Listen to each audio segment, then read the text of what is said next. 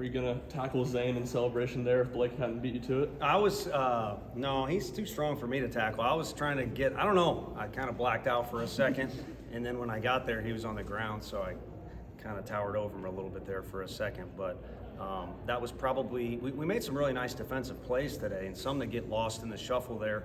Simo going to his left, and a few others. Obviously, Cal's done a good job, but that was the biggest defensive play for either team today. And somehow he stumbled down to the ground, but when he's between the lines, he's pretty graceful. Do you have an update on Jared Dickey? No, not in particular, other than better safe than sorry in the situation. And I don't know, maybe we brought it up last night too much, and it came to fruition. We got guys that I think are dying to get out there and that are capable of doing damage out there. And KT just missed one against a good pitcher, really good swing. So we'll see what we got tomorrow. Obviously, he was phenomenal at the plate today. And has been big for us, leadership-wise too. So regardless of what his status is, I think his presence is still going to bring value to the team, and then we'll see when we need to get him back out there. Was it his shoulder? Is that what it was? Yeah, sliding in. And Doc Klink said one thing to me, but I don't. There was too many vowels in there, and I don't know what he said. Did Dollander tweak anything? I know you guys came out on No cramp, and a few guys cramped, to be honest with you. And KT just missed a home run, so if anyone wants to apply for our strength coach job, Q's more of a cook than anything. He's cooking ribs tonight, so maybe we'll put him on that duty, and I'll take over the strength coach duties and make sure the boys are hydrated. But if you think about it, we haven't really played in muggy weather this year anywhere. I mean, we've gone down to the state of Georgia. It just hasn't happened, and today was kind of the first little bit sticky day, and some of those guys were cramping up a little bit. Fortunately, they got time between now and tomorrow to take care of their bodies. You mentioned Zane's big defensive play, but obviously they put up 6 straight runs, and then you guys answered Zane kicking it off. Just how big was that?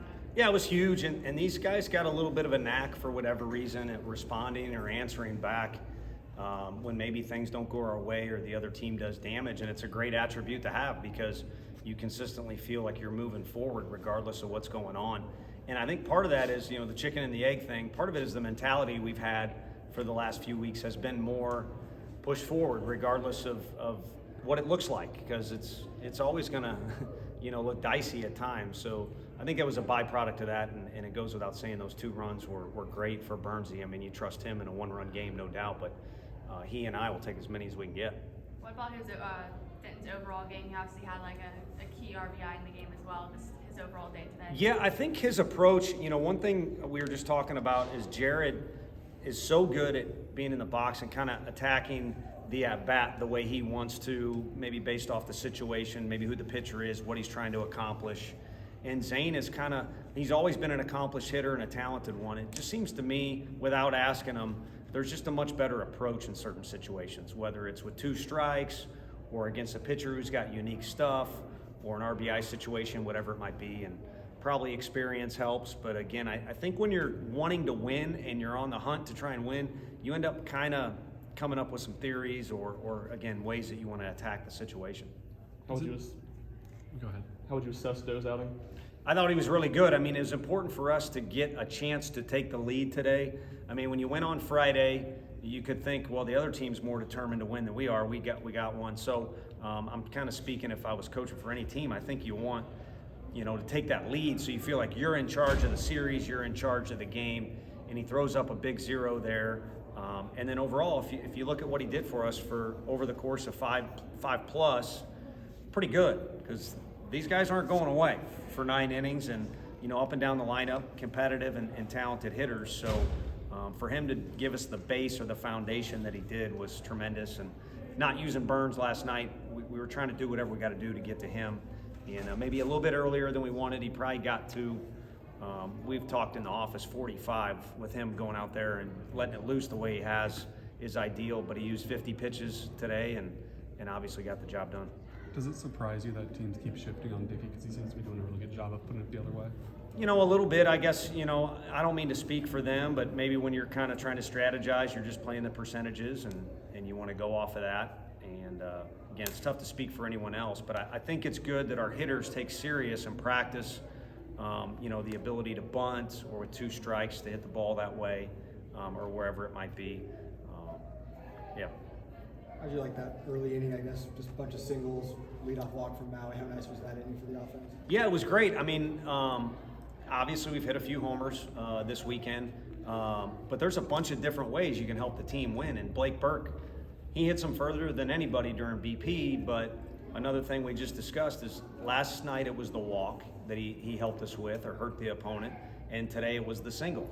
And as the game goes on, again, if you're kind of searching for ways just how do we got to win, you'll end up finding there's a bunch of different ways to do it. And I like it when he or the other big guys in this conference, Caglione or whoever it might be, hit a long one is really cool. But at the end of the day, you're trying to have more than the other team on the scoreboard, and that could come with Cal Stark getting hit by a pitch, or Blake Burke just getting a single, good base running, whatever it might be. You know, we've been talking about Dickey a lot, but obviously, coming up big in that moment, and then later in the game, I saw when there was some breaks in the action. You talked about his leadership. I saw him talking to SEMO and kind of going over some stuff. Just what does he bring to this team? Yeah, I don't know if it's the right word for a bunch of baseball dudes, but love comes to mind. I mean, he's just kind of. A lot of you have met with him before. He's just got a lot of good energy coming out of him, and he's got love for his teammates. He certainly has love for the game. He's got a passion for hitting. I think he's got a love for this place. And so a lot of his behaviors and the way he goes out are, kind of stemming from that. And our guys feed off that. I mean, no one wants to be around someone that's negative all the time or has the opposite of what energy we're talking about with him. So that's one of several guys that have helped kind of sway the dial from, hey, it's great to be at the park, but it's not as good as it could be, to now it's a fun spot to be. I mean, this was a competitive game. I don't know why you would expect anything else out of an SEC game, and there was quirky things that happened. And what I said to him out there is take the scoreboard however we can get it. Had breakfast, and then all the way through 9 innings, maybe a minor hesitancy in there when they put together a tough inning out of our group. But yeah, I'll show up and do that every day, all day, till I don't know how long it's going to last. Is increasing the chances of hosting here in a couple of weeks, has that been a thought in the back of your head these last couple of days? Not really. I said it earlier, so I'll just kind of use it as a cliche, or keep pushing forward. There's new things that are going on in the locker room, the dugout, certain personalities. Obviously, there's a lot left shifting around of lineups and things like that, and pitchers where we put them. But Burns, he's new. He's new to that spot still. Doe still seems to keep getting better as the season goes on. Those are just a few examples. So just keep pushing forward. And again, it's overstated, but let the result or the scoreboard take care of itself tomorrow. Keep pushing forward. Regardless of how many games we play in this stadium the rest of the year, they're dwindling. So take advantage of those opportunities. School's out for summer, and come here and play ball. What went wrong for Camden today? He said it wasn't, kind of coming out. He was, instead of feeling like he's in charge, he was just kind of trying to get through. And by that, I mean just find a way to get an out. And they had a really good approach against him as well. With Coach A's standards and then how competitive Cam is and kind of was after the game, I calmed him down like, dude, we just won the game and you gave us 4 really big outs. A big part of last night, because you're playing a whole series. And fortunately, our offense did some things that could potentially help us tomorrow. But on the pitching side of things, we were able to do whatever we had to do last night to win the game and get us in a position where we could use that trio that we wanted to use today. Go from Doe to Suey, and eventually we were hoping to get to Burns. Go to Burns a little earlier than we want to because it didn't work out for Cam, but he got 4 outs. And talk to an SEC coach that doesn't want an out. And again, with Doe kind of cramping up and them doing a good job battling and getting the pitch count up, he was a valuable bridge, in my opinion, to the day. And I'd assume the next time out, he'll be better. And with Burns, those first couple of pitches didn't go all that well for him, but what did he do to get back on track and close out the game? Yeah, I think early in the year, to no fault of him, because I was in the same boat, it kind of infected us a little bit as a team. You kind of start to have the mindset like, man, it's not going our way, or where's our breaks, or we're not doing as good in this area as we should. And again, that lever has shifted, in my opinion, mainly because off the field, but it's poured out into on the field of now, regardless of what's going on, keep moving, keep doing what you got to do. And maybe it's been the flip to the bullpen, but again, I think it's more kind of the environment around the team. It's going to get tough, especially if you come out of the bullpen and you're doing what he's doing. It's either going to get tough right away because of the situation we bring you in, or it's just going to get tough because you're getting the other team's best punch. And he's handled that in a pretty incredible fashion, if you ask me, if you put all the outings together. And then, today, one thing that hasn't been said yet is he went out there for a while. New role, we use him a bunch in a short amount of time, a little bit of soreness, let's call a timeout and make sure he's good. And so that was his first time out there in a little bit, and you know how geared up he is. So, maybe a little bit of overthrown or maybe some good patience on their team, but what he gave us today was a series win. It was nice.